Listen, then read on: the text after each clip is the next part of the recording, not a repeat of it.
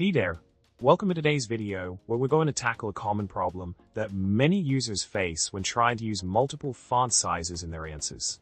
Imagine wanting to make your text more visually appealing, but running into the issue of it not formatting correctly. Yep, that's the problem we'll be addressing today. In the solution we discovered, it's important to note that in Linux, Ubuntu 24.04, you can actually make this work by clicking the toggle HTML editor button for the notes field. This enables you to input your HTML directly into the editor, ensuring that your font size changes are recognized.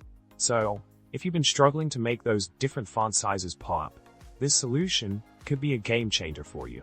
Now, diving a bit deeper into the solution, you can also choose to edit the card style to apply your font size changes globally for that note type.